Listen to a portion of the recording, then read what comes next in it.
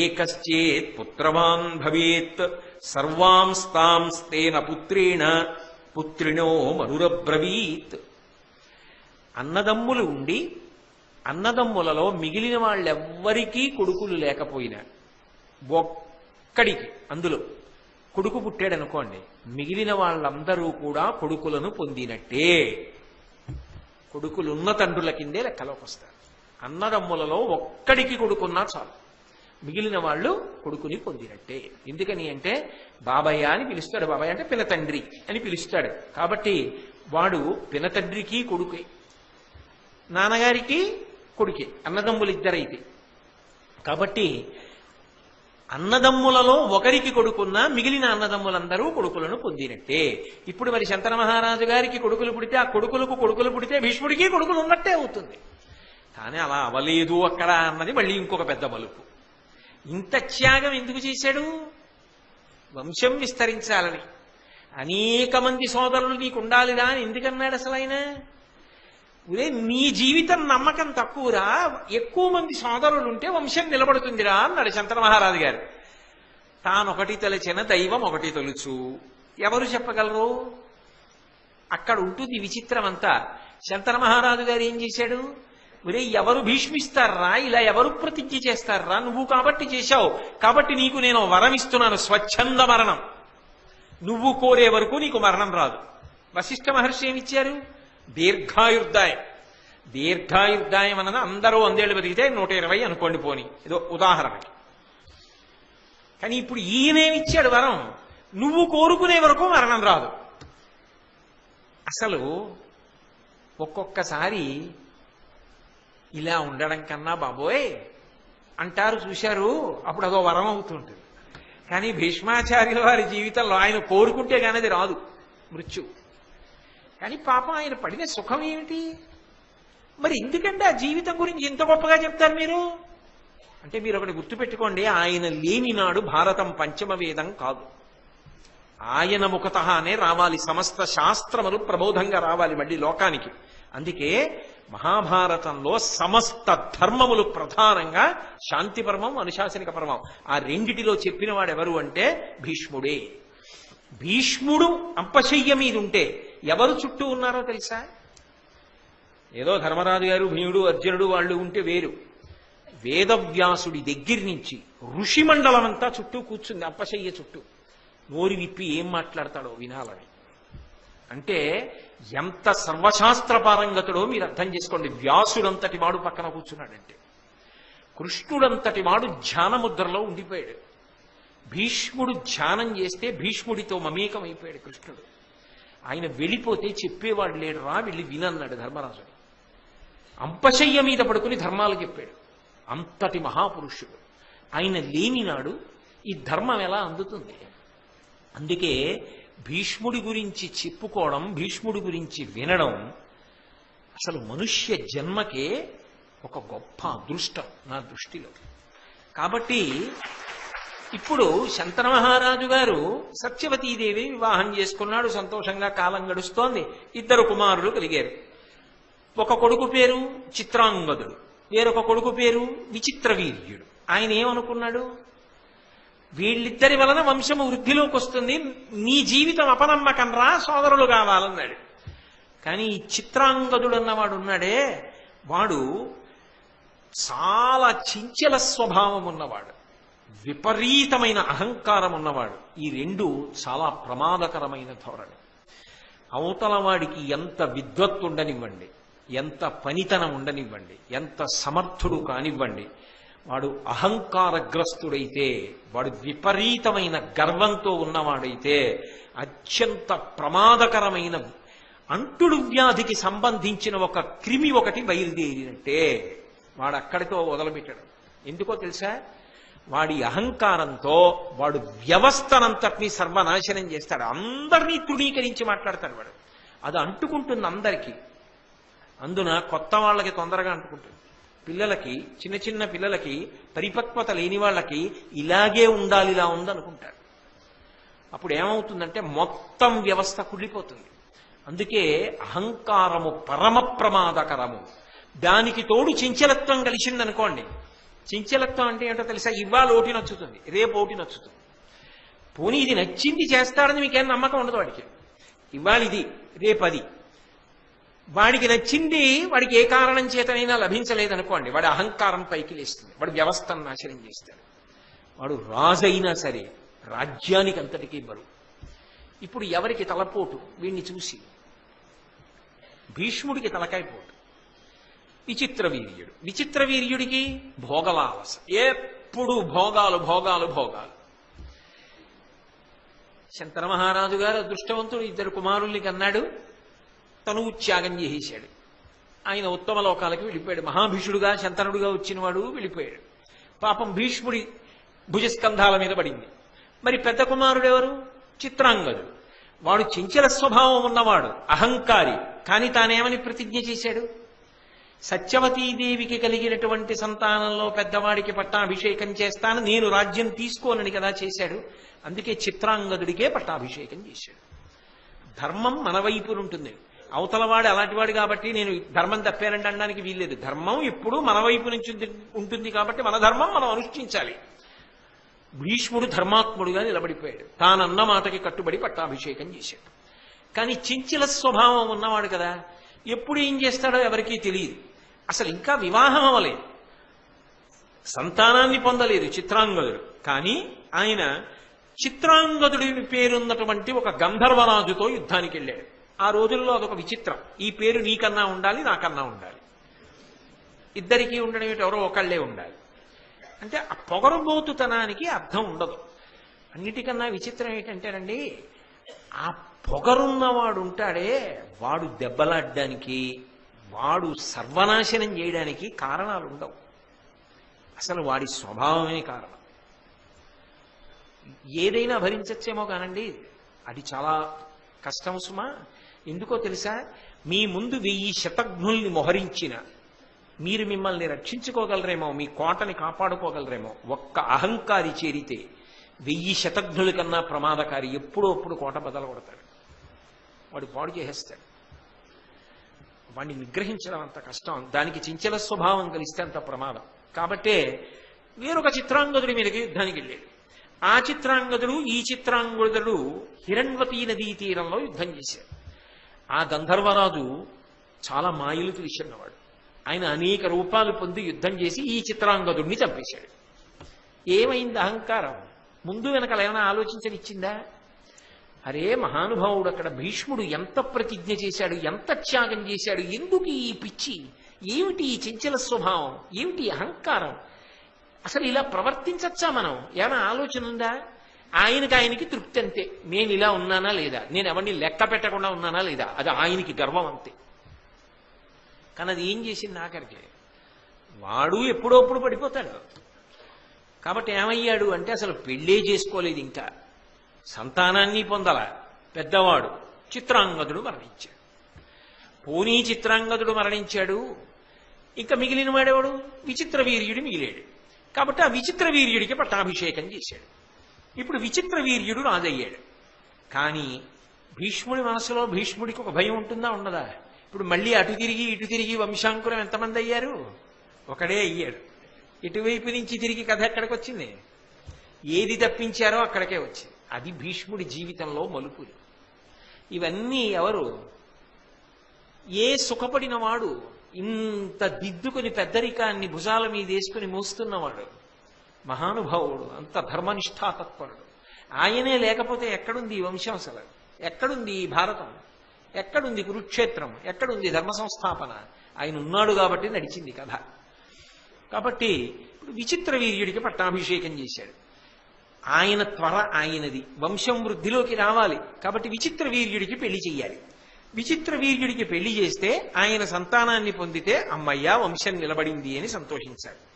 కాబట్టి ఉత్తమమైనటువంటి కన్యలు లభించాలి కదా, అందుకని ఆ ఉత్తమమైన కన్యలను తీసుకురావాలి అని ప్రయత్నం చేస్తున్నాడు. ఈలోగా కాశీరాజు గారికి 3 కుమార్తెలు, అంబ, అంబిక, అంబాలిక. ఈ 3కి స్వయంవరం ప్రకటించాడు ఆయన. స్వయంవరం అంటే అదొక పద్ధతి. రాజులందరూ వచ్చి కూర్చుంటే ఈ 3 పిల్లలు వాళ్ళకి నచ్చిన వాళ్ళ మెళ్ళలో వరమాల వేస్తారు. వాళ్ళు ఎవరి మెళ్ళలో వరమాల వేశారో ఆ వ్యక్తి ఆమెకు భర్త అవుతాడు. కాబట్టి స్వయంవరం ప్రకటించాడు. భీష్ముడు బయలుదేరాడు స్వయంవరానికి. అప్పుడు మిగిలిన రాజులందరూ ఏమంటారు? పెళ్లి చేసుకోనని ప్రతిజ్ఞ చేశాడు కదా, భీష్ముడు ఎందుకు వస్తున్నాడు? భీష్ముడికి స్వయంవరం ఎందుకు? ఈ మాట అనిపించుకోవడం ఎంత బాధగా ఉంటుందండి ఆయనకి. ఆయన యవ్వనంలో ఉన్నవాడే, అంత ఏం ముసిలివాడైపోయినవాడు కాడు. కానీ ఆయన ఎటు కదిలినా లోకాలకు అనుమానమే. ఆయనకి ఎందుకండి స్వయంవరం? ఆయన వస్తున్నాడేంటి అని అందరికీ అనుమానం. ఆయన రాణి వచ్చాడు స్వయంవరానికి. ఈ అంబ, అంబిక, అంబాలిక ముగ్గురు వరమాలలు పట్టుకుని వచ్చారు. ఆయన ఏం చేశాడంటే ముగ్గురిని రథం ఎక్కమన్నాడు. రథం ఎక్కమని అక్కడ ఉన్నటువంటి రాజులందరి వంక తిరిగి ఒక మాట చెప్పాడు. నా యనుజునకు వివాహము చేయగా కన్యాత్రయంబు చేకొని బలిమిన్ పోయదా అడ్డంబగువా రాయత భుజశక్తి అడ్డమగు అజిమొనన్ అన్నాడు. నేను ఈ ముగ్గురు పిల్లల్ని కూడా నా సోదరుడైనటువంటి విచిత్ర వీర్యుడికి ఇచ్చి పెళ్లి చేయడానికి తీసుకెళ్లిపోతున్నాను. మీలో ఎవరైనా నన్ను అడ్డగించగలిగిన సమర్థులుంటే నాతో యుద్ధం చేసి ఆపవచ్చు. ఇలా తీసుకెళ్లొచ్చా అని మళ్ళీ మీరు అనుమానపడతారేమో. నేనే చెప్తున్నా, ధర్మశాస్త్రం. క్షత్రియులకు 8 వివాహములలో 2 వివాహములు ప్రఖ్యాతములు. అందులో ఒకటిది గాంధర్వ వివాహం, ఒకటి రాక్షస వివాహం. ఈ 2 వివాహాలు క్షత్రియులకు ప్రత్యేకించి చాలా శ్రేష్టములు. కాబట్టి నేను ఇప్పుడు వీళ్ళని రాక్షస వివాహం చేయడానికి ఈ పిల్లల్ని మిమ్మల్ని అందరినీ గెలిచి తీసుకుపోతున్నాను. మీరెవరైనా నాతో యుద్ధం చేస్తే అడ్డి యుద్ధం చేయొచ్చు. అంబ, అంబిక, అంబాలిక ముగ్గురిని రథంలో కూర్చోబెట్టాడు. బాగా వినండి, కథంతా అనేక మలుపులు దీని నుంచే తిరుగుతుంది. తర్వాత వినకపోతే ఏమవుతుందిలే అనుకోకండి. ఏదో ఒక రోజున ఎవరినో పిలిచి మళ్ళీ మొదటి నుంచి చెప్పమంట భీష్ముడి కథ అంతా. కాబట్టి అంబా, అంబిక, అంబాలికని రథంలో కూర్చోపెట్టి ఈ మాట చెప్పాడు. 8 వివాహములు అన్నాడు కదండి, 8 వివాహములు ఏమిటి అని మళ్ళీ అనుమాన పడకండి. వివాహము జరిగేటటువంటి విధానాన్ని బట్టి, ప్రయోజనాన్ని బట్టి వివాహమును 8 రకములుగా వర్గీకరించారు. అందులో మొట్టమొదటి వివాహాన్ని ఆర్ష వివాహము అని పిలుస్తారు. ఆర్ష వివాహమునందు ఏం చేస్తారు అంటే, వరుడు వధువు యొక్క తండ్రికి, అంటే పెండ్లి కుమార్తె యొక్క తండ్రికి 2 గోవులనిస్తాడు. 2 గోవులనిచ్చి ఆయన యొక్క కుమార్తెని ఆయన సమ్మతితో తన ధర్మపత్నిగా స్వీకరిస్తాడు. అలా స్వీకరిస్తే ఆర్ష వివాహము అంటారు. అలాగే అసుర విధి అని ఒక వివాహం, 2వ రకం వివాహం. అందులో ఏం చేస్తారంటే, వరుడి దగ్గర కానీ వరుడి తండ్రి దగ్గర కానీ పిల్లనిచ్చినందుకు పిల్ల తండ్రి గారు కన్యాశుల్కం పుచ్చుకుంటాడు. నాకు డబ్బిమ్మని పుచ్చుకొని, ఇంతిమ్మని అడిగి పుచ్చుకొని పిల్లనిస్తాడు. అలా పుచ్చుకుని పిల్లనిస్తే దాన్ని అసుర విధి అని పిలుస్తారు. అలాగే బ్రహ్మవిధి. బ్రహ్మవిధి అంటే సాధారణంగా మనం చూసే వివాహాలు సాలంకృత కన్యాదానం అంటారు. ఆడపిల్ల తండ్రి తన యొక్క శక్తి కొలది, తాను ఎంత శక్తిని పొందాడో అంత శక్తి కొలది ఆ పిల్లకి ఆభరణములు పెట్టి, ఇంత పెట్టాలి అని నియమం ఏమి ఉండదు. ఆయనకి ఎంత శక్తి ఉంటే అంత శక్తితో ఆభరణం పెట్టి సాలంకృత కన్యాదానం చేస్తున్నాను అని ఆ పిల్లని విష్ణు స్వరూపంగా వరుణ్ణి చూసి ఆమెకిచ్చి వివాహం చేస్తాడు. కన్యాదానం, కాళ్ళు కడిగి. దాన్ని బ్రహ్మవిధి అని పిలుస్తారు. ఇది 3. 4వది ఉంటుంది, అది పైశాచ విధి అని పిలుస్తారు. పైశాచ విధి అంటే ఆ పిల్ల నిద్రపోతున్నప్పుడు ఆ పిల్లకి మత్తులోకి జారిపోయేటట్టు, ఆమె దేహ విస్మృతిని పొందేటట్టు, అంటే శరీరమునందు స్పృహ లేకుండా చేసో ఆ పిల్లని ఎత్తుకుపోయి పెళ్లి చేసుకోవడం. అలా చేసుకుంటే పైశాచ విధి అని పిలుస్తారు. అంటే నిషిద్ధం, అటువంటి పనులు చెయ్యవద్దు అని. చేసుకోవడానికి అదో పద్ధతిని మీరు అనుకోకూడదు సుమా, అలా చెయ్యకూడదు అని. మీకు నేను చెప్తున్నది దేనికి అంటే, చెయ్యకూడని వివాహం చేసుకోకూడని వివాహ రీతి కింద దాన్ని స్వీకరించాలి తప్ప, చేసుకోవచ్చన్న పెళ్లిలో ఇది ఒకటి ఉందండి అని చెప్పి అన్వయం చేసి కోటేశ్వరారు చెప్పారనకండి. కాబట్టి పైశాచ విధి. 5వది దైవ విధి. దైవ విధి అంటే గొప్ప గొప్ప యజ్ఞాలు, యాగాలు మొదలైనవి చేస్తారు. ఇటువంటి యజ్ఞయాగాది క్రతువులు చేసినప్పుడు ఏం చేస్తారంటే, ఋత్విక్కులలో ఒక ఋత్విక్కుకి తనకున్నటువంటి కుమార్తెలలో ఒక కుమార్తెనిచ్చి వివాహం చేస్తారు. వయస్సు, శీలము అన్నీ సరిపోయాయి అనుకోండి, ఆ ఋత్విక్కుకి తన కుమార్తెనిచ్చి వివాహం చేసేస్తారు. అలా చేస్తే బ్రహ్మ విధి, అలా చేసినది దైవ విధి యందు వివాహం చేశారు అని పిలుస్తారు. 6వది గాంధర్వ విధి. ఇది మాట్లాడుతున్నాడు భీష్ముడు. గాంధర్వ విధి, రాక్షస విధి రెండు మాట్లాడుతున్నాడు. గాంధర్వ విధి అంటే ఇక పెద్దల యొక్క మాటలతో ఏమీ సంబంధం ఉండదు. కానీ మాటకి కట్టుబడగలిగినటువంటి ప్రజ్ఞాశాలురై సాధారణంగా క్షత్రియులు ఏం చేస్తారంటే, ఉత్తమ వంశ సంజాత ఈమె నాకు తగినది అనుకున్నప్పుడు ఆ పరిణతి కలిగిన వాళ్ళైన వాళ్ళు కనుక ఒండరులు ఒకరి సమ్మతి ఒకరు తెలియచేసుకుని అప్పటికప్పుడే వాళ్ళిద్దరూ పాణిగ్రహణం చేసి వివాహం చేసుకుంటారు. ఇక పైన పెద్దల యొక్క సమ్మతితో సంబంధం లేకుండా చేసుకుంటూ ఉంటారు. ఇది సాధారణంగా మీకు కావ్యములలో పురాణములలో అక్కడక్కడ కనపడుతుంటుంది. క్షత్రియులు చేసుకునే వివాహాల్లో ఇదొకటి. ఇది ప్రఖ్యాతంగా మీకు శకుంతల, కణ్వుడు భారతంలోనే ఉంది కథ. అటువంటి స్థితిలో చేసుకున్నటువంటి వివాహాన్ని గాంధర్వ విధి అని పిలుస్తారు. అది 6వది. ఇక 7వది ఉంటుంది. ఆ 7వ రకమైనటువంటి వివాహాన్ని ప్రాజాపత్యము అని పిలుస్తారు. ఈ ప్రాజాపత్య విధి యందు వరుడి యొక్క తండ్రి వధువు యొక్క తండ్రికి కానీ, వధువు యొక్క తండ్రి వరుడి యొక్క తండ్రికి కానీ కానుకలు ఇవ్వడం ఇటువంటివేమి ఉండవు. కేవలముగా ధర్మాచరణ నిమిత్తం ఆమెని పత్నిగా స్వీకరిస్తారు. ధర్మాచరణము కొరకు పత్నిగా వరుడు స్వీకరించేటటువంటి వివాహ క్రతువునకు ప్రాజాపత్య విధి అని పేరు. అలాగే ఆయన మాట్లాడినటువంటి దాంట్లో 8వ వివాహం అది రాక్షస విధి. రాక్షస విధి అన్నదానికి అర్థం ఏమిటంటే, క్షత్రియులు చాలా గొప్ప వీరాధి వీరులైనటువంటి వాళ్ళు స్వయంవరాది క్రతువులు జరుగుతున్నప్పుడు వాళ్ళందరినీ గెలిచి పిల్లని తమదిగా స్వీకరిస్తారు. అంత మహావీరులైతే స్వీకరిస్తారు. తాము స్వీకరించవచ్చు, తమ అన్నదమ్ములకు ఆ పిల్లని భార్యగా చేయవచ్చు. అందులో స్త్రీ స్వాతంత్ర్యం కొంత తక్కువగా ఉన్న మాట కనపడుతున్న మాట యథార్థమే. కానీ అది పక్కన ధర్మంతో మాత్రం పూర్ణ ఉంటుంది ఇంకొక రకంగా. మీరు అది పక్కన చూద్దురు గాని. కాబట్టి ఈ 8 రకాలైనటువంటి విధానాల్లో గాంధర్వము, రాక్షసము ఈ రెండు క్షత్రియులకు ఉత్తమమైనటువంటి వివాహములు. కాబట్టి నేను రాక్షస విధిలో ఈ 3 పిల్లల్ని కూడా నా తమ్ముడైన విచిత్ర వీర్యుడికిచ్చి పెళ్లి చేయడానికి తీసుకెడుతున్నాను. ఆయన ఆశ ఏమిటి అంటే, కాశీరాజు గారి కూతుళ్ళు అదో విచిత్రం. లోకంలో ఏ రాజ్యాన్ని పరిపాలించినా రాజుగారికి పేరు చెప్తారు. కాశీ రాజ్యాన్ని పరిపాలిస్తే ఇంకా పేరు చెప్పరు.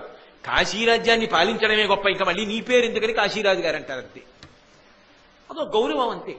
కాబట్టి కాశీరాజు గారి కుమార్తెలే అన్నారు అంబా, అంబిక, అంబాలికల్ని.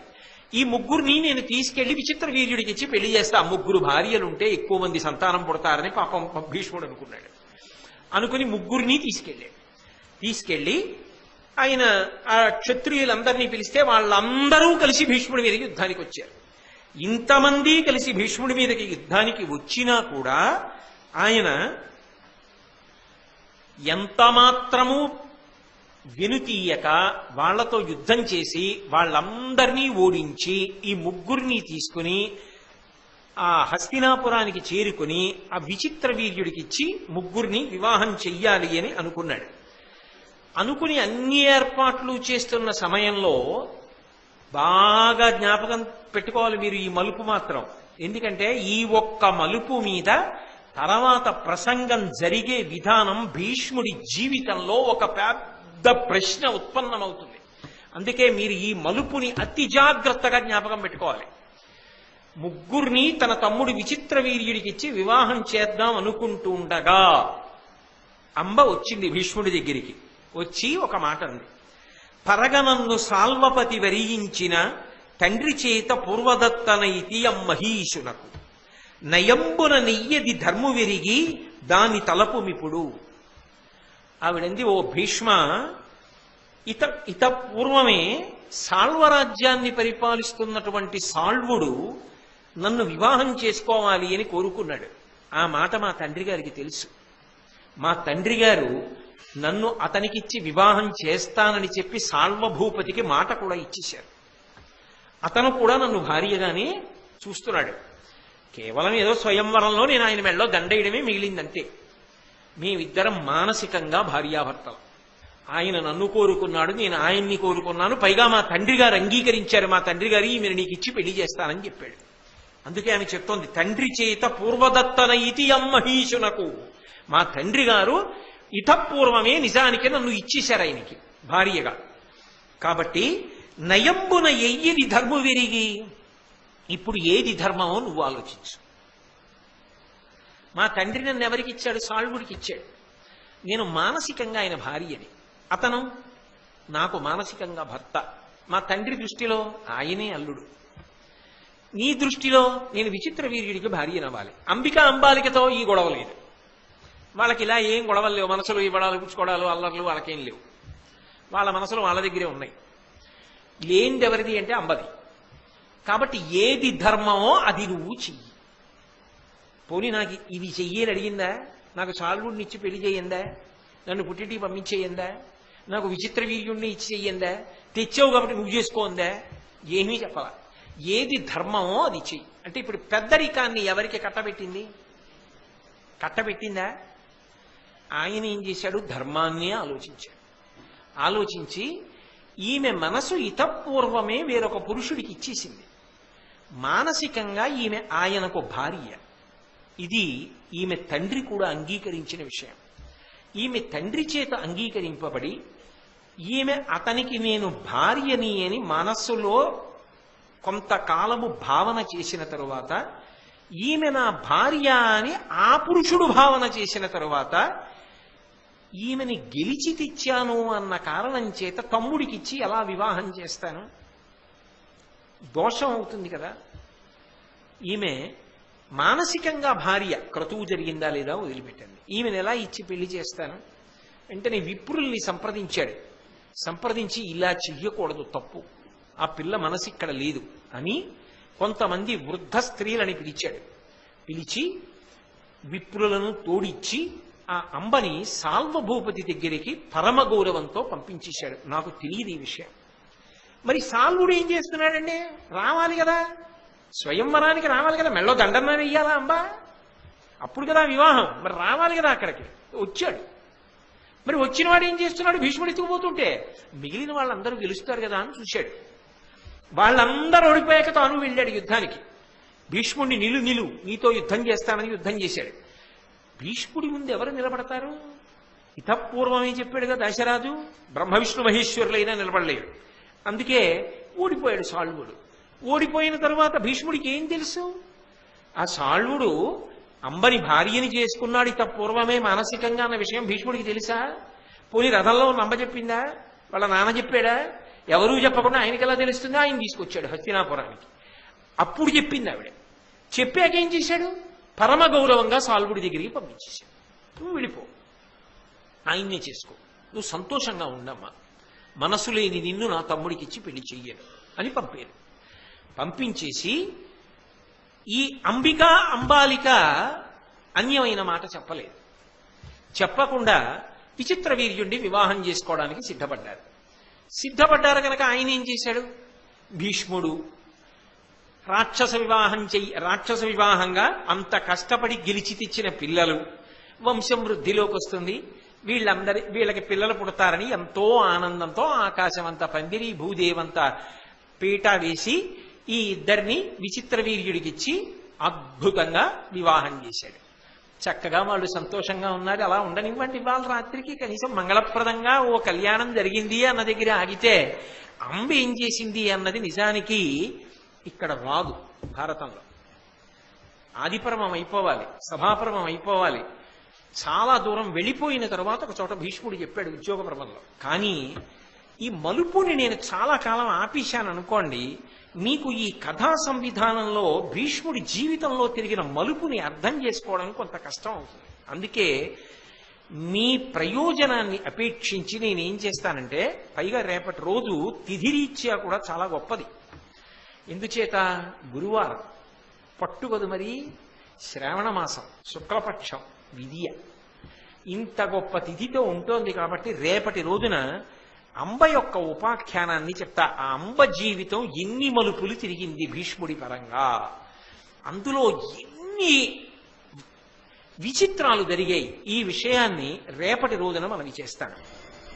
శంతన మహారాజు గారి యొక్క సంతానమైనటువంటి చిత్రాంగదుడు విచిత్ర వీర్యుడు ఈ ఇద్దరిలో చిత్రాంగదుడు చాలా అహంకారం కలిగినటువంటి వ్యక్తి, దానికి తోడు చంచలమైనటువంటి స్వభావం ఉన్నవాడు. ఈ కారణం చేత ఆయన అధిక్షేపించని వాళ్ళు లేరు. దేవతలను, మనుష్యులను, గంధర్వులను, యక్షులను, కిన్నెరులను అందరినీ అధిక్షేపించాడు. తేలికగా దెబ్బలాట తెచ్చుకునే మార్గం ఏమిటంటే గర్వంతో ప్రవర్తించడమే. అంతకన్నా శత్రుత్వం ఏర్పడడానికి ఇంకొక తేలిక కారణం ఉండదు.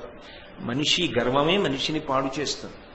అది చిట్ట చివరికి ఎక్కడికి వెళ్ళింది అంటే, ఆ పేరే కలిగినటువంటి ఒక గంధర్వుడు ఈ చిత్రాంగదుడితో యుద్ధానికి వచ్చాడు. ఆ యుద్ధంలో ఇంకా వివాహం కూడా కానటువంటి చిత్రాంగదుడు మరణించాడు. మరణించిన కారణం చేత చిత్రాంగదుడి తమ్ముడైనటువంటి విచిత్ర వీర్యుడికి భీష్మాచార్యుల వారు పట్టాభిషేకం చేశాడు. విచిత్ర వీర్యుడు రాజ్యం చేస్తున్నాడు.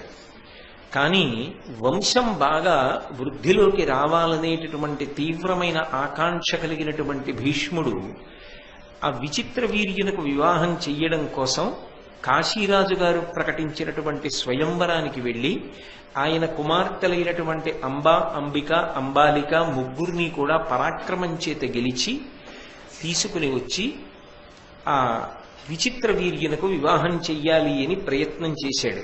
కానీ అంబ, ఇత పూర్వమే నేను సాళ్వుని వరించి ఉన్నాను, నా తండ్రి కూడా అంగీకరించి ఆయనకు నన్ను ఇవ్వడానికి ఆమోదించి ఉన్నాడు అని తెలిపినటువంటి విషయాన్ని తెలుసుకున్నవాడై ధర్మాన్ని దృష్టిలో పెట్టుకుని అంబని వృద్ధులైనటువంటి సువాసినులకిచ్చి కొంతమంది బ్రాహ్మణోత్తములకిచ్చి పరమ సంతోషంగా నువ్వు సాళ్వుణ్ణే వివాహం చేసుకో అని చెప్పి పల్లకీలో పంపించేశాడు.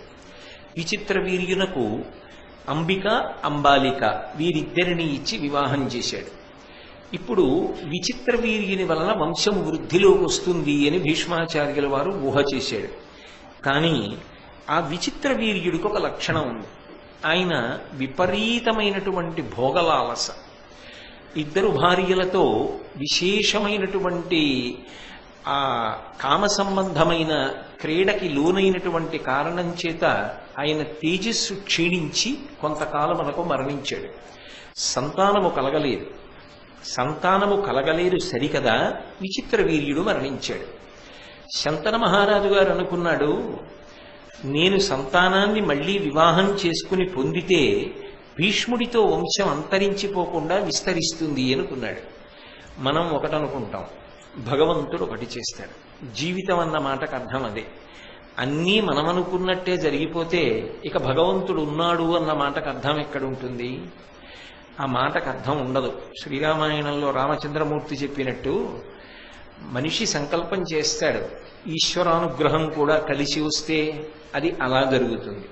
ఒకవేళ మనుషుని యొక్క సంకల్పమే నెరవేరుతుంది తప్ప మనిషి యొక్క సంకల్పం నెరవేరాలి అనేటటువంటి సిద్ధాంతం ఉండదు. కానీ తన ప్రయత్నం మాత్రం తాను చేస్తూ ఉండాలి మనిషి. అందుకే కచ్చిత్ పురుషకారంచ దైవంచ ప్రతిపద్యతే అంటారు. పురుషకారము అంటే తన ప్రయత్నము తాను చేస్తూ ఈశ్వరానుగ్రహము కలిసి రావాలి అని కోరుకోవాలి. శంతనుడు తన ప్రయత్నం తాను చేశాడు, కానీ చిత్రాంగదుడి వివాహం కాకుండా యుద్ధంలో మరణించాడు. విచిత్ర వీర్యుడికి వివాహం అయ్యి ఇద్దరు భార్యలు ఉన్నప్పటికీ కూడా సంతానాన్ని పొందకుండానే మరణించాడు. భీష్ముడికి సంతానం కలిగే అవకాశం లేదు, శపథం చేసి ఉన్నాడు.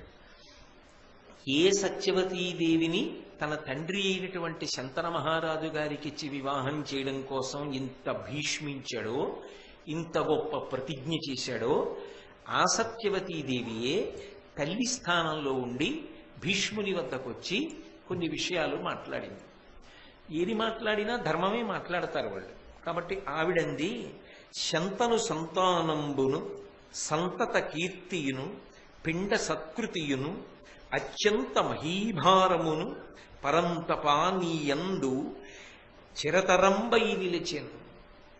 ఓ భీష్మ, నీ యొక్క భుజస్కంధముల మీద ఇవాళ ఎన్నో కర్తవ్యాలున్నాయి. ఎందుకనంటే నీ తండ్రి అయిన శంతన మహారాజు గారు శరీరత్యాగం చేశాడు. నీ సోదరులైనటువంటి చిత్రాంగద విచిత్ర వీర్యులు వెళ్ళిపోయారు. వాళ్ళకి సంతానం లేదు. ఇప్పుడు శంతను సంతానంబును, శంతన మహారాజు సంతానం ఉండాలి, వంశం విస్తరించాలని అంత కోరుకున్నాడు.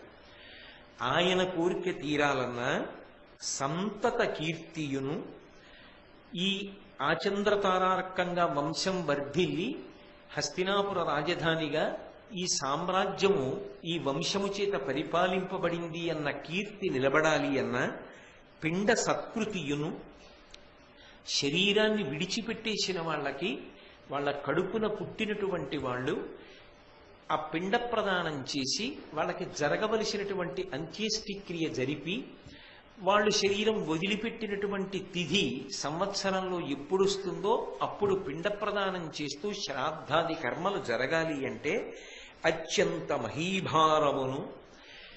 ఈ భూమిని పరిపాలించడం అంత తేలికైన విషయం కాదు. శత్రురాజుల యొక్క దాడులను తట్టుకుని ఈ భూమిని అంతటినీ కూడా పదిలంగా కాపాడాలి. అలా కాపాడాలి అంటే విశేషమైనటువంటి శౌర్య పరాక్రమములు ఉండాలి. అవి నీయందే ఉన్నాయి. పరంతప అంటే శత్రువులను శోషింపచేయగలిగిన వాడా, నీ యందు చిరతరంబై నిలచన్, అవి విశేషముగా నీ యందు మాత్రమే ఉన్నాయి.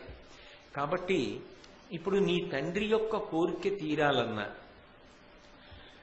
ఈ వంశం నిలబడాలి అన్న, వెళ్ళిపోయిన వాళ్ళకి పిండ ప్రదానాలు జరగాలి అన్న, ఆచంద్రతారార్కం ఈ రాజ్యం ఇలా పరిపాలింపబడుతూ ప్రజలందరూ క్షేమంగా సంతోషంగా ఉండాలి అన్న, అది నీ చేతుల్లోనే ఉంది. జననుక సర్వధర్మములు సర్వ జగత్ పరివర్తన క్రమంబును, మరి సర్వవంశములు పుట్టిన మార్గము నీవ నిక్కువంబనగా ఎరుంగుదు. ఉన్నత గుణాఢ్యుడవున్ భరతాన్వయావలంబనుడవు నీవ, నిన్నొకడు పంచద చేయుము మత్ప్రియంబుగన్. ఆవిడ సత్యవతీదేవి భీష్ముడితో మాట్లాడుతూ కొనసాగింపుగా మాట్లాడుతోంది. జననుత సర్వధర్మములు, జనులు అందరి చేత ఆదరింపబడి కొనియాడబడినటువంటి ధర్మములు ఏ ఉన్నాయో అవన్నీ నీకు తెలుసు. సర్వజగత్ పరివర్తన క్రమంబును, ఈ ప్రపంచం ఎన్ని రకాలైనటువంటి మార్పులను పొందిందో, ఎన్ని వంశాలు పరిపాలించాయో, ఎటువంటి మార్పులు వచ్చాయో అన్నీ కూడా నీకు తెలుసు. నీవ నిక్కువం బనగ ఎరుంగుదు, నీకు తెలియని విషయం ఏం లేదు. ఉన్నత గుణాఢ్యుడవున్, నీకన్నా గొప్ప గుణములు కలిగినటువంటి వాడు లేడు. భరతాన్వయావలంబనుడవు నీవా, భరతుడు వంశకర్తగా ఈ వంశాన్నంతటినీ కూడా విస్తరింపజేశాడు. అటువంటి గొప్ప వంశము వృద్ధిలోకి రావడం ఇవాళ నీ మీద ఆధారపడి ఉంది.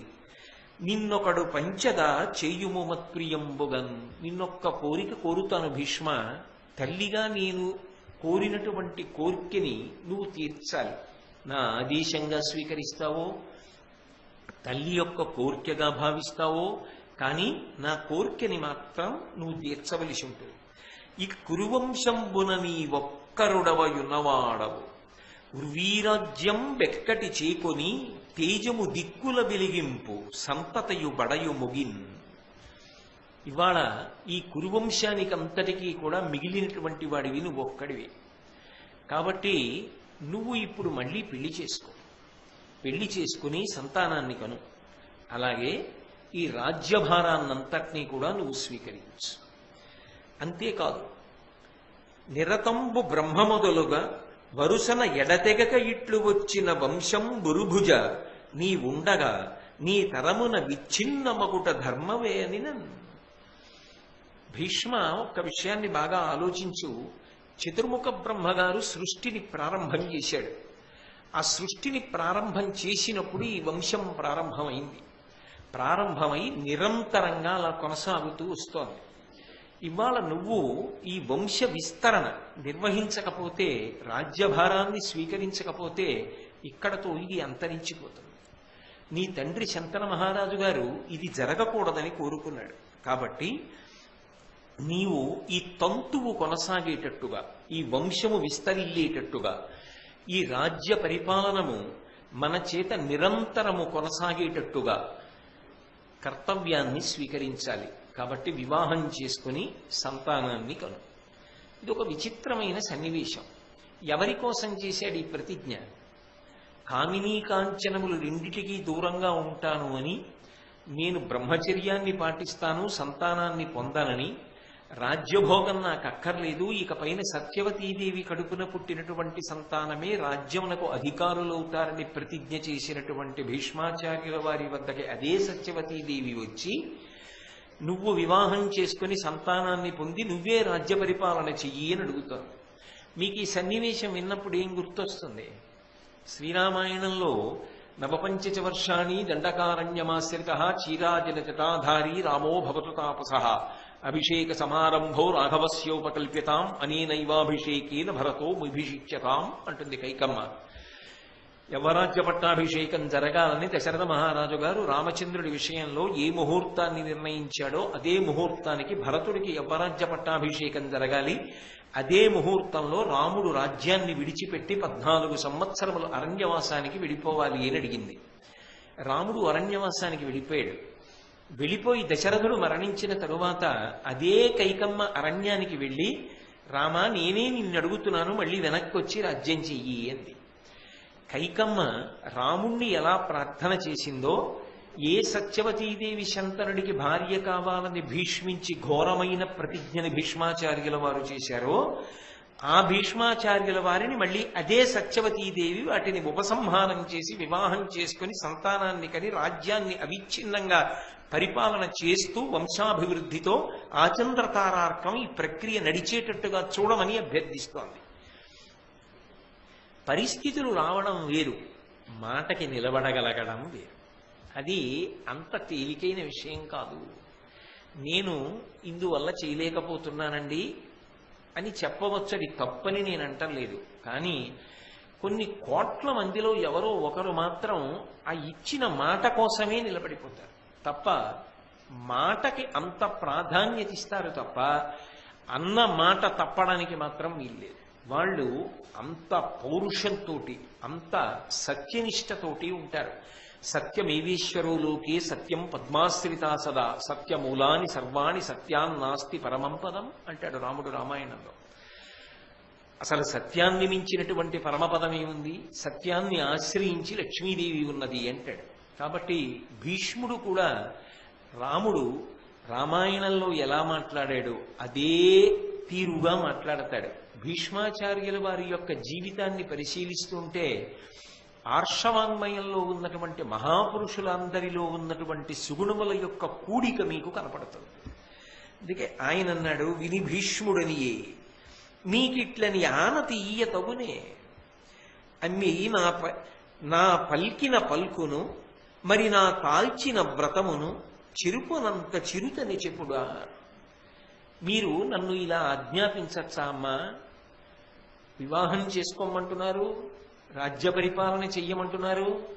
నేనేమన్నా చిన్న పిల్లవాడినా? ఇప్పుడు ఒక మాటని మళ్ళీ గంట పోయేటప్పటికి ఆ మాట పక్కన పెట్టేసి సరేలేండి మీరందరూ అంటున్నారు కదా ఇలా చేసేస్తానులేండి అనడానికి. అది పసిపిల్లలైతే చేస్తారమ్మా, ప్రాజ్ఞులైన వారు అలా చెయ్యకూడదు. ఇత పూర్వం నేనే కదా ప్రతిజ్ఞ చేశాను, నీ తండ్రికి మాట ఇచ్చి కదా నిన్ను తీసుకొచ్చి శంతన మహారాజు గారికి భార్యని చేశాను.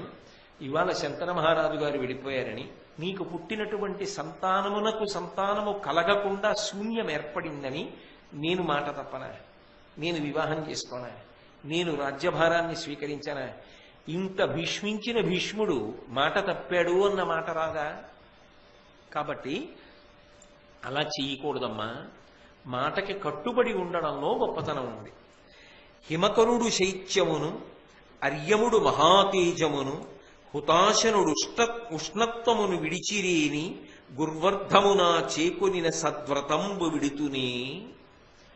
అమ్మా, ఒకవేళ హిమకరుడు శైత్యమును, చంద్రుడు తన చల్లతనాన్ని వదిలిపెట్టి వేయవచ్చుగాక, అర్యముడు మహాతేజమును, సూర్యభగవానుడు తన యొక్క వేడిని తన యొక్క తేజస్సుని వదిలిపెట్టేస్తే వదిలిపెట్టేయచ్చుగాక, హుతాశనుడు ఉష్ణత్వము విడిచిరేని, అగ్నిహోత్రుడు తన యొక్క వేడిని విడిచిపెట్టేస్తే విడిచిపెట్టేయవచ్చుగాక, గుర్వర్ధమునా చేకొనిన సద్వ్రతంబు విడుతునే. నేను మాత్రం తండ్రి గారి కోసమని చేసిన ప్రతిజ్ఞ ఏది ఉందో అది విడిచిపెట్టేస్తానా అమ్మా? విడిచిపెట్టడం సాధ్యం కాదు. నువ్వు ఇప్పుడు దేని గురించి పరిశ్రమిస్తున్నావు, దేని గురించి శోకిస్తున్నావు? వంశం ఆగిపోయిందని కాదు, నేను మధ్య మార్గం చెప్తాను. ధర్మం అనేటటువంటిది దేశమును కాలమును ఆశ్రయించి ఉంటుంది. నేను ఇది మీకు వ్యాసుడి గురించి చెప్పినప్పుడు చెప్పాను. ధర్మము అన్ని వేళలా ఒక్కలా ఉండదు. ధర్మము నిరంతరము మారిపోతూ ఉంటుంది. బాగా చీకటి పడిందనుకోండి, నిద్రపోవడం ధర్మం. తెల్లవారుతోందనుకోండి, నిద్ర లేచి సాత్వికమైనటువంటి బుద్ధితో భగవదారాధనో సద్గ్రంథ పఠనమో చెయ్యడం ధర్మం. సూర్యుడు పైకెక్కాడనుకోండి, ధార్మికంగా అర్ధార్జన చేయడం ధర్మం. ప్రదోష వేళ అయిందనుకోండి, భగవత్ సంబంధమైన విషయంలో బాగా మునగడం ఆచారం. చీకటి పడిందనుకోండి, ధార్మికమైనటువంటి భోగాన్ని అనుభవించడం ధర్మం. కాలమునందు ధర్మము నిరంతరము మారిపోతుంటుంది. ఏకాదశి నాడు ఉపవాసం ధర్మం, ద్వాదశి నాడు పారణ ధర్మం. ఉపవాసాన్ని విరమణ చేసేయాలి. విరమణ చేయడం ధర్మం. నా కొడుకు దగ్గర నిలబడ్డాననుకోండి, తండ్రి ధర్మం. నేను ఇక్కడికి వచ్చాననుకోండి, కేవలము శాస్త్ర సంబంధమైన విషయమును మాత్రమే మాట్లాడడం నా ధర్మం. నేను నా భార్య ముందు నిలబడ్డాననుకోండి, నాది భర్తృధర్మం. నేను ఈ సమాజంలో ఒక పౌరుడిగా నిలబడ్డాననుకోండి, నాది పౌరధర్మం. నేను కార్యాలయానికి వెళ్ళాననుకోండి, నాది ఉద్యోగి ధర్మం. మీరు ఎక్కడ నిలబడి ఉన్నారు, ఎవరి ముందు నిలబడి ఉన్నారు, ఏ సమయమునందు నిలబడి ఉన్నారు, దాన్ని బట్టి ధర్మం మారుతూ ఉంటుంది తప్ప ధర్మం ఎప్పుడూ ఒక్కలా ఉండదు. కదులుతున్న ధర్మాన్ని పట్టుకున్నవాడు కదలని సత్యమైపోతాడు. సత్యము ఈశ్వరుడు. అందుకే సత్యం శివం సుందరం. సత్యము కదలదు. సత్యం ఎప్పుడూ అలాగే ఉంటుంది. సత్యం తెర, ధర్మం సినిమా. సినిమా మారిపోతూ ఉంటుంది. దానికి ఆలంబనం తెర, తెర మాత్రం మారదు, అలాగే ఉంటుంది. సత్యము ఆలంబనంగా లేని ధర్మం సాధ్యం కాదు. ధర్మం మారితేనే, మారుతున్న ధర్మాన్ని అనుష్ఠించి మారని సత్యంగా మారిపోతాడు. కాబట్టి ధర్మాన్ని బాగా అనుష్ఠానం చెయ్యాలి. దేశమును కాలమును బట్టి ఎప్పుడు ఏది ధర్మమో ఆ ధర్మాన్ని చెప్పగలిగిన ప్రజ్ఞ ఎక్కడి నుంచి వస్తుంది అంటే శాస్త్ర పఠనము చేత వస్తుంది. భీష్మాచార్యుల వారు వశిష్ఠుడి దగ్గర చదవని శాస్త్రం ఏముంది? గంగమ్మ తీసుకొచ్చి శంకర మహారాజు గారికి భీష్ముణ్ణి అప్పచెప్పినప్పుడు చెప్పింది కదా, ఈయన బృహస్పతితోటి శుక్రాచార్యుల వారితోటి తుల్యుడు, తెలియని శాస్త్రం ఏం లేదు అని చెప్పింది.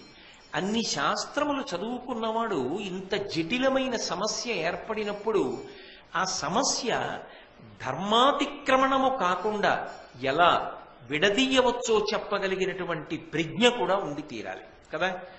లేకపోతే ఏమవుతుందంటే, నా మాట వరకు నాకే తప్ప సమస్య ఏమైపోయినా పర్వాలేదు అన్నాడు అనుకోండి, అప్పుడు అందులో స్వార్థం చేరిపోతుంది. ఎందుకో తెలుసా? అప్పుడు రాజ్యం ఏమైపోవాలి? భీష్మించావు, బాగుంది, పెళ్లి చేసుకోవు, పిల్లల్ని కనవు, రాజ్య పరిపాలన చెయ్యవు, అప్పుడు రాజ్యం ఏమైపోవాలి? రాజ్యం అంటే మట్టి కాదుగా. దేశం అంటే మట్టి కాదోయ్, దేశం అంటే మనుషులో అని గురుదాన గారు అన్నట్లు మరి ప్రజలందరూ ఏమైపోతారు? రాజ్యాన్ని ధార్మికుడు పరిపాలన చెయ్యనప్పుడు ప్రజలకి ధర్మమునందు అనురక్తి ఎలా కలుగుతుంది? శత్రుదాడులను ఎవరు నియంత్రిస్తారు? దొంగలు పెరిగిపోకుండా ఎవరు నియంత్రిస్తారు? శాసనాన్ని ఎవరు అమలు చేస్తారు? అప్పుడు అది తన వ్యక్తిగత సమస్య కాదు, సామాజిక సమస్య. సామాజిక సమస్యని వదిలిపెట్టేసి నేను ప్రతిజ్ఞ చేశానండి, అందుకని నేను ఇలాగే ఉంటాను అంటే అప్పుడు ధర్మశాస్త్రంలో దాన్ని అంగీకరించారు. ఎందుకని అంటే ఒక పెద్ద ధర్మాన్ని ఆవిష్కరించవలసి వస్తే చిన్న ధర్మాన్ని పక్కన పెట్టేయవలసింది. మీకు బాగా అర్థం అవ్వాలంటే నేను ఉదాహరణ చెప్తా. మా అన్నగారు ఉన్నాడు అనుకోండి, ఇంకా అంతకన్నా పెద్దల ఊసెత్తడం నాకు ఇష్టం ఉండదు. అందుకని పరమ మర్యాదతో మాట్లాడవలసిన వాళ్ళ గురించి నేను కనీసం సంబోధన రీత్యా ఉదాహరణకి కూడా నేను వాళ్ళని వాడను. మా అన్నగారు ఉన్నారనుకోండి, తండ్రితో సమానం. మా అన్నగారు ఎక్కడో కూర్చున్నాడు, కూర్చునుండగా అకస్మాత్తుగా ఏదో ప్రమాదం జరగబోతోంది. ఆయన చూసుకోలేదు, పైనుంచి ఏదో పడుతోంది. పైనుంచి ఏదో పడిపోతోంది, ఆయన చూసుకోవట్లేదు. అప్పుడు నేను ఆయన దగ్గరికి వెళ్ళి, అన్నగారు పైనుంచి పడిపోతోందండి, చాలా ప్రమాదకరమైనటువంటి పరిస్థితి, మీ తల పగిలిపోతుంది, మీరు లేచిపోండి అన్నగారు అని నేను ఆయన కాళ్ళకి నమస్కారం చేసి అడుగుతానా? అవసరమైతే వెనక నుంచి కుర్చీని ఒక్క తన్నుదన్న ఆయన ముందుకు పడిపోయేటట్టు చేసేస్తాను. ఇప్పుడు అన్నగారు కూర్చున్న కుర్చీని అలా తన్నచ్చా? ఆయన ముందుకు పడిపోయేటట్టు చెయ్యొచ్చా? అంటే అక్కడ ఎందుకు తన్నాడన్నది ప్రధానం.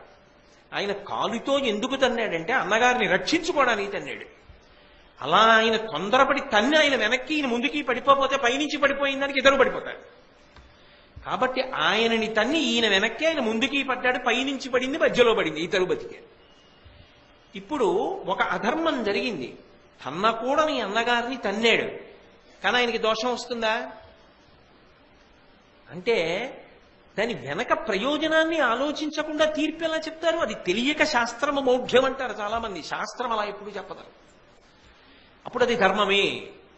ఎందుకనంటే అన్నగారి ప్రాణములను రక్షించుకున్నాడు, అప్పుడు అంతకన్నా మార్గం లేదు. వైద్యుడే ఉన్నాడండి, ఎంతో గౌరవం, రోగి అంటే చాలా గౌరవం. కానీ అవసరం వచ్చింది, కత్తి పట్టుకుని కోస్తాడు. కామకోటి పీఠాధిపత్యం వహించిన చంద్రశేఖరేంద్ర సరస్వతి స్వామి వారంటే ప్రాణం అందరికీ, అంత భక్తి. అటువంటి వారికి కళ్ళల్లో శుక్లాలు వచ్చాయి, తొలగించవలసి వచ్చింది, వైద్యుడు తొలగించాడు. అప్పుడు ఆయన వంటి మహాపురుషుడి యొక్క కంటిని ముట్టుకుని ఆ చేతిలో పదునైన ఆయుధంతో ఆ శుక్లాన్ని తొలగించడం అంటే ఆయన శరీరంలో ఒక అంతర్భాగాన్ని కొయ్యడమేనా? అప్పుడు వైద్యుడికి దోషం వచ్చిందా? లేదు. మహాస్వామి వారికి సౌకర్యం చేశాడు ఆయన, కాబట్టి ఆయన పుణ్యాత్ముడే. పాటించవలసినటువంటి సంప్రదాయాన్ని పాటిస్తే తప్ప ముట్టుకోవడానికి వీల్లేదన్నారు, అంతే. అదొకటే తేడా. కాబట్టి ఏది దోషము ఏది దోషము కాదు అన్నది బాగా పట్టుకోవాలి. అయితే ధర్మమునకున్న లక్షణం ఏమిటంటే ఒక్కొక్కసారి ఒక్కొక్క యుగంలో ఒక్కొక్కటి ధర్మం ఉంటుంది, అదే ధర్మం వేరొక యుగంలో ఉండదు. అన్నగారి మీద ఏదో పడిపోతుంటే కాలుతో తన్నాడు కాబట్టి పర్వాలేదండి అంటే కూర్చున్న అన్నగారిని ప్రతివాడిని తమ్ముడు తన్నమనే దాని అర్థం మారిపోయిందా లేదా? అలాగే ఒక యుగంలో ఉన్న ధర్మం ఇంకో యుగంలో ఉండదు. ఇప్పుడు నేను ఏ ధర్మం గురించి మాట్లాడుతున్నానో, భీష్ముడు ఏ ధర్మాన్ని చెప్పాడో అది ద్వాపర యుగంలో ఉంది, కలియుగంలో లేదు. ఇప్పుడు ఆ ధర్మం లేదు. నేను ముందు ఆ ధర్మం ఇప్పుడు లేదన్న మాట చెప్పి భీష్ముడు చెప్పిన ధర్మం ఏదో చెప్తున్నాను. ఆయన అన్నాడు, పితృవధజాత కోప పరిపీడితుడై జమదగ్నిసూనుడు ఉద్ధతబలు హైహయున్ సమరదర్పితు చంపి అశేష దారుణీపతుల వధించే గర్భగత బాలురనాదిగా అట్టి చోట తత్సుతులకు తొల్లి ధర్మ విధి సంతతి నిల్పరే భుసురోత్తముల్. అమ్మా, మీకు తెలియని ధర్మమా? ఒకానొకప్పుడు పరశురాముడు అవతార స్వీకారం చేసినప్పుడు ఆయన ఎక్కడికో వెళ్ళగా చూసి ఆయన తండ్రి అయినటువంటి జమదగ్నిని చంపేశాడు క్షత్రియుడు, కర్తవీర్యార్జునుడు. ఆయన క్షత్రియుల మీద పగపట్టాడు. ఇంత అహంకారమా క్షత్రియులకి? నిష్కారణంగా నా తండ్రి జమదగ్నిని చంపేస్తాడా అని పరశువు చేత పట్టుకుని క్షత్రియుడన్నవాడు లేకుండా చంపేశాడు భూమి మీద. ఆ చంపేసినప్పుడు ఏం చేశాడంటే, ఎవరైనా స్త్రీ గర్భంలో శిశువు ఉంటే ఆ గర్భాల్లో ఉన్న వాళ్ళని కూడా చంపాడు. అంత ఆక్రోశంతో చంపాడు. అది అవతారం కాదా అంటే అవతారమే, దాన్ని ఆవేశావతారం అంటారు. ఒక్కొక్కసారి అంత ఆవేశంతో ఉంటుంది అవతారం. అంత రక్తపాతం చేశాడు, అంతమంది క్షత్రియుల్ని దునుమాడాడు పరశురాముడు. ఇంత అహంకారమా? మిమ్మల్ని రాజ్య పరిపాలన చెయ్యండిరా ధర్మంతో అంటే మీరు అంతఃపురాల్లో ఉండి భోగాలు అనుభవించి నిర్దాక్షిణ్యంగా నిష్కారణంగా ఎక్కడో ఉండి ఎవరో తపస్సు చేసుకుంటున్న వాళ్ళని చంపేస్తారా? అసలు మీ జాతిని అంతరింపచేసేస్తే తప్ప మీకు బుద్ధి రాదని ఆయన పరశువు పట్టుకు చంపేశాడు. అప్పుడు క్షత్రియులకు వంశాలు అంతరించిపోయి అప్పుడు ఏం చెయ్యాలని అడిగారు. అప్పుడున్న ధర్మం వేరొకటి ఉంది. వంశములు నిలబడాలి అంటే భర్తలందరూ మరణించారు క్షత్రియులు. అప్పుడు కామమోహితుడు కాకుండా, కామమునకు వశపడకుండా కేవలం ఉపకార ధోరణిలు అవతల వారి వంశాన్ని నిలబెట్టడం కోసం శాస్త్ర ప్రవీణుడై మహావిద్వాంసులై భక్తులైనటువంటి బ్రాహ్మణుల యొక్క తేజస్సుల వలన క్షత్రియులు మళ్ళీ గర్భవతులై ఆ క్షత్రియుల భార్యలు సంతానమును కన్నారు. అమ్మా అది ఇప్పటికీ ధర్మమే. ఎప్పుడు నేను చెప్తున్నది ద్వాపర యుగంలో, కలియుగంలో కాదు, మళ్ళీ చెప్తున్నా. కాబట్టి ద్వాపర యుగం వరకు ఆ ధర్మం ఉంది, అందుకు చెప్తున్నాడు భీష్ముడు. ఆ ధర్మం ఉన్నదమ్మా. కాబట్టి నన్ను పెళ్లి చేసుకోమని నా ప్రతిజ్ఞని పక్కన పెట్టమని చెప్పక్కర్లేదు. విచిత్ర వీర్యుని భార్యలు ఉన్నారు కదా, అంబిక అంబాలిక. అంబిక అంబాలికలు విచిత్ర వీర్య క్షేత్రములు కనుక ఈ పద్ధతిని నియోగించి కామమోహితుడు కానివాడు, మహావిద్వాంసుడు, కామమును జయించినవాడు, ఇంద్రియలౌల్యము లేనివాడు, సర్వశాస్త్ర పారంగతుడు, బ్రహ్మము వంటివాడు ఎవరుంటాడో, కేవలము ఉపకార బుద్ధితో మాత్రమే సంతానమును ఎవరు అనుగ్రహించగలడో అటువంటి వాణ్ణి పిలిపించి ఆయన తేజస్సు వలన విచిత్ర వీర్య క్షేత్రముల యందు సంతానమును పొంది ఈ వంశము వృద్ధిలోకి వచ్చేటట్టుగా మీరు ప్రణాళికా నిర్మాణం చెయ్యండి. అలా ఎవరున్నారు అంటారేమో, ఉన్నారు. కావున నియతాత్ము జగత్పావను ధర్మస్వరూపు బ్రాహ్మణున్ బడయంగావలయున్ వాడు సంతతి కావించు విచిత్ర వీర్యక క్షేత్రములన్. అమ్మా, పరమధర్మాత్ముడు, జగత్తునంతటినీ పావనం చెయ్యగలిగినటువంటి వాడు, అంతటి మహాభక్తి తత్పరుడు, అంతటి పరమధర్మాత్ముడు, సమస్త శాస్త్రములు తెలిసిన్నవాడెవరు ఉంటాడో అటువంటి వాడు తన దగ్గర ఉన్నది ఇతరులకు ఉపకారము కొరకిచ్చినట్టు తన తేజస్సుని ప్రదానం చేస్తాడు. దాని కారణం చేత వాళ్ళిద్దరూ గర్భవతులై వంశాన్ని నిలబెడతారు. అది ఈ యుగంలో, ఈ కాలములో ధర్మం అంగీకరించినటువంటి సిద్ధాంతం. కాబట్టి మీరు ఆ మార్గంలో వంశము నిలబడేటట్టుగా చూడండి. అన్ని తలుపులు మూసుకుపోతే కదా నేను సమాజం గురించి ఆలోచించాలి. మార్గం ఉండగా నేను మాట ఎందుకు తప్పడం అమ్మా? ఆలోచించండి. భీష్ముడు చెప్పినది శాస్త్ర సమ్మతమే. ఆ యుగమునందు ఆ ధర్మం ఉన్నది. కాబట్టి భీష్ముణ్ణి ఒత్తిడి చేయడం దోషం అని ఆమె వ్యాస భగవానుణ్ణి స్మరించి వ్యాసుణ్ణి పిలిపించి, మీరు వ్యాసుడి గురించి, కుంతి గురించి, గాంధారి గురించి విన్నప్పుడు ఆ విశేషాలన్నిటినీ విన్నారు. చిరువిటి చేరడం మళ్ళీ నేనంత వివరంగా మీకు చెప్పక్కర్లేదు. వ్యాస భగవానుని యొక్క అనుగ్రహం చేత అంబిక యందు ధృతరాష్ట్రుడు, అంబాలిక యందు పాండురాజు, అలాగే అంబిక యొక్క దాసి యందు విదురుడు జన్మించారు. అలా విదురుడు ఎందుకు దాసీపుత్రుడయ్యాడు అన్నది కూడా నేను మీకు విదురు జననంలో చాలా స్పష్టంగా 2-3 రోజులు వివరించి ఉన్నాను. కాబట్టి ఈ ముగ్గురు కూడా వ్యాసుని యొక్క అనుగ్రహ విశేషంగా జన్మించారు. దాని వలన కురువంశము నిలబడింది. సత్యవతీదేవి సంతోషించింది. సరే, ఈ పిల్లలు పెద్దవాళ్ళు అవుతున్నారు. ఆవిడ ఏది ప్రధానంగా కోరిందో ఆ మాట నిలబడిందిగా. భీష్ముడు మాట తప్పవలసినటువంటి అవసరం పక్కకి వెళ్ళిపోయిందిగా. అంటే నిజానికి అవతల వాళ్ళకి ఈ విషయాలు తెలియవు కదా అని లోపల కాంక్ష ఉంటే రాజ్యాన్ని పొందవచ్చు, పెళ్లి చేసుకోవచ్చు.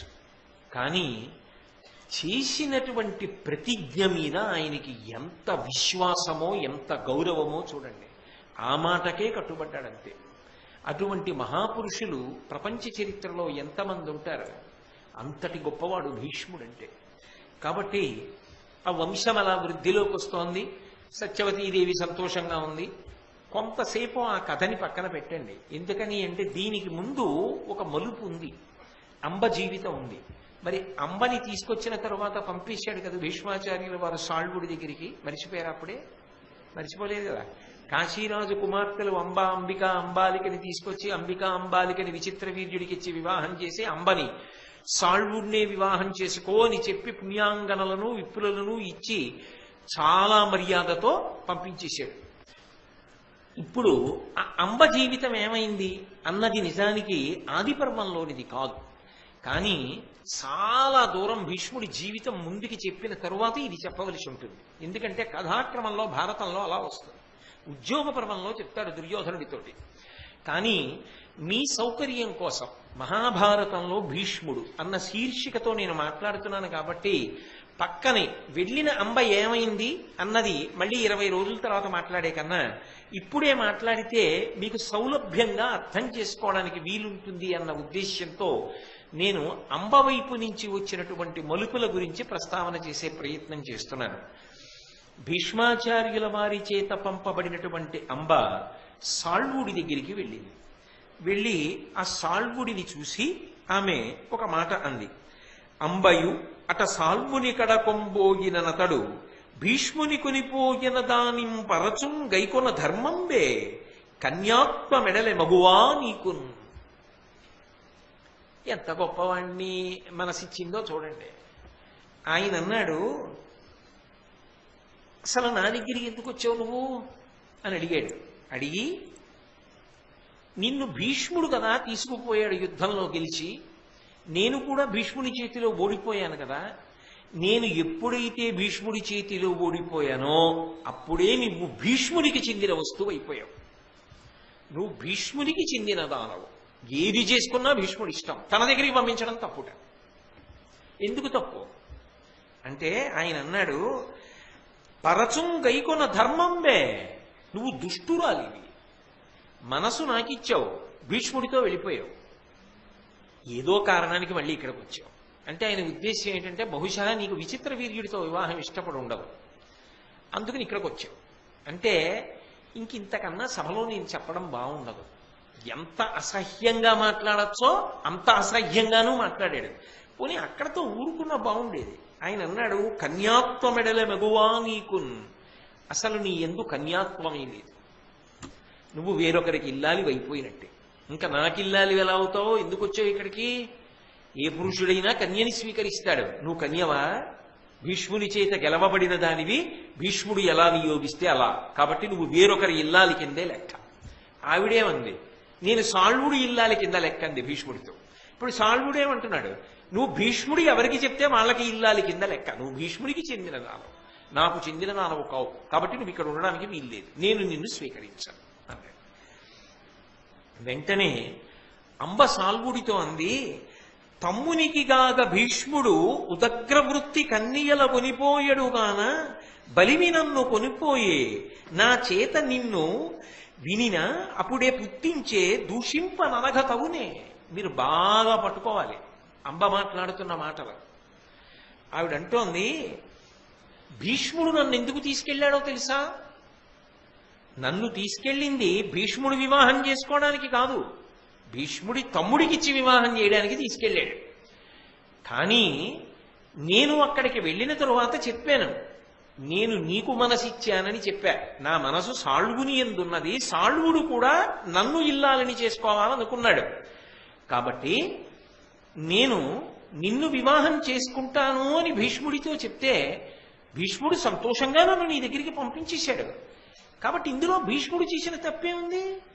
తన తమ్ముళ్ళకి వివాహం చేద్దామని తీసుకెళ్ళాడు. నేను చెప్పాను, చెప్పబట్టి మళ్ళీ వెనక్కి పంపించాడు. చెప్పకపోతే విచిత్ర వీరుడికి ఇచ్చి పెళ్లి చేస్తాడు, ఆయనకి తెలియదుగా. నేను చెప్పాను కాబట్టి నీ దగ్గరికి పంపించాడు. నువ్వు నన్ను వివాహం చేసుకుందాం అనుకున్నావుగా, నేను నిన్ను వివాహం చేసుకుందాం అనుకున్నానుగా, కాబట్టి ఇప్పుడు వివాహం చేసుకోవాలంటావే? భీష్ముడు తీసుకెళ్ళింది ఒక ప్రయోజనానికి తీసుకెళ్ళాడు, చెప్పగానే ధర్మాత్ముడు వెనక్కి పంపించేశాడు. అందులో భీష్ముడిని తప్పు పట్టడానికి ఏముంది అని ఒక మాట అంది. అసలు నిన్ను నేను వలచి ఉన్నానన్న విషయం నా తండ్రికి తెలియదు. నా తండ్రికి తెలిసి ఉంటే నాకు ఈ స్వయంవరం ప్రకటించేవాడు కాడు. పచ్చి అబద్ధమా కాదా? భీష్ముడి దగ్గరికి వెళ్ళి ఏమని చెప్పింది? నేను నా తండ్రి చేత కూడా ఆయనకి ఇవ్వబడ్డాను అని చెప్పిందా లేదా? భీష్మాచార్యుల వారితో మాట్లాడుతున్నప్పుడు ఆయన దగ్గర ఒక మాట అంది, పరగనందు సాల్వపతి వరించిన తండ్రి చేత పూర్వదత్తనైతి అమ్మహీషునకు అంది. నేను నా తండ్రి చేత పూర్వదత్తనైతి, నా తండ్రి నన్ను సాల్వుడికి ఇచ్చేశాడు, మానసికంగా ఇచ్చేశాడు. ఇచ్చినవాడు స్వయంవరం ఎందుకు ప్రకటించాడు? మరి ఇచ్చేసిన వాడు నా పెద్ద కుమార్తె సాల్వుని వివాహం చేసుకుంటోంది, ఆమెకి ఆయన యందు అనురక్తి, అతనికి ఆమె యందు అనురక్తి. కాబట్టి వాళ్ళిద్దరూ ఒండరులు ఒకరి యందు ఒకరు అభిమానమును పొంది ఉన్నారు, నేను కూడా అంగీకరించా. ఇంకెందుకు స్వయంవరం? అందుకని ఆ అమ్మాయిని పక్కన పెట్టి అంబిక అంబాలికకి స్వయంవరం అంటే ఈ పొరపాటు జరిగి ఉండేదా? భీష్ముడు తీసుకెడతాడా? తెలిస్తేనే వెనక్కి పంపించిన వాడు ఆమెకి వేరొకరితో వివాహం నిశ్చయమైందంటే తీసుకెళ్లేంత అధర్మాత్ముడా భీష్ముడు? సకల శాస్త్ర పారంగతుడు, అంత ధర్మాత్ముడు, ఆయన తీసుకెడతాడా? ఇంతకుముందు భీష్ముడితో చెప్పినప్పుడు మా తండ్రి ఒప్పుకున్నాడని చెప్పింది. బహుశా ఎందుకు చెప్పుండాలి? తను సాల్వుడి దగ్గరికి వెళ్ళిపోవడానికి ప్రణాళికగా చెప్పుండాలి. లేదా నిజంగా తండ్రికి తెలిసి ఉండాలి. తండ్రికి తెలిసి ఉంటే భీష్ముడికి తప్ప ఆమె తండ్రికి తప్ప, ప్రధానంగా ఆమె తండ్రిదే తప్పు. ఆమె తండ్రి ఏం చెప్పాలి? నిజంగా భీష్ముడు తీసుకుపోయే ముందు రాజులందరినీ ఉద్దేశించి చెప్పాడు. ఆయన ఎవరికీ చెప్పకుండా తీసుకెళ్లలేదు. క్షత్రియులకు రాక్షసము గాంధర్వము ఈ రెండు శ్రేష్టమైన వివాహములు. నా తమ్ముడు విచిత్ర వీర్యుడి కొరకు నేను ఈ పిల్లల్ని తీసుకెడుతున్నాను. ఒకవేళ ఎవరైనా నాతో పోరాడి గెలవగలిగిన వాళ్ళుంటే యుద్ధానికి రండి అని పిలిచాడు. పిలిచినప్పుడు వెంటనే కాశీరాజు లేచి ఏం చెప్పాలి? అయ్యా, అందులో పెద్ద పిల్లకి నేను కేవలం నామమాత్ర స్వయంవరం ప్రకటించాను తప్ప ఆమె ఇప్పటికే అనురక్తురాలు. ఆమె సాల్వభూపతిని పెళ్లి చేసుకోవాలనుకుంటోంది. కాబట్టి ఆమెను నువ్వు తీసుకెళ్లవద్దు అని చెప్పినా భీష్ముడు తీసుకెళ్ళి ఉంటే ఖచ్చితంగా భీష్ముడు తప్పు చేసినవాడు. ఆయన తప్పు చేస్తాడా? ఆయన అంత తేలికగా శాస్త్రోల్లంఘనం చేసే మనిషే? ఒకటి, తండ్రి చెప్పలేదు. రెండు, ముగ్గురిని కూర్చోబెట్టాడా రథంలో వెనకాకల? కూర్చోబెట్టేనా యుద్ధం చేశాడు? యుద్ధం చేస్తుంటే అంబ చెప్పిందా భీష్ముడితో, అయ్యా నేను ఇంతకు ముందే సాల్వుణ్ణి వివాహం చేసుకుందాం అనుకున్నానండి అని చెప్పాలా భీష్ముడితోటి? చెప్పిందా? చెప్పలేదు. పోని అంబ చెప్పలేదు. సాల్వుడు యుద్ధానికి వచ్చాడుగా భీష్ముడితో. యుద్ధానికి వచ్చిన వాడు ఆమె యందు నేను అనురక్తుణ్ణి, ఆమె నన్ను వివాహం చేసుకోవాలనుకుంటోంది, కాబట్టి నేను ఆమెని వివాహం చేసుకుంటానా, ఆమెను విడిచిపెట్టు అని సాల్వుడు చెప్పాడా? చెప్పలేదు.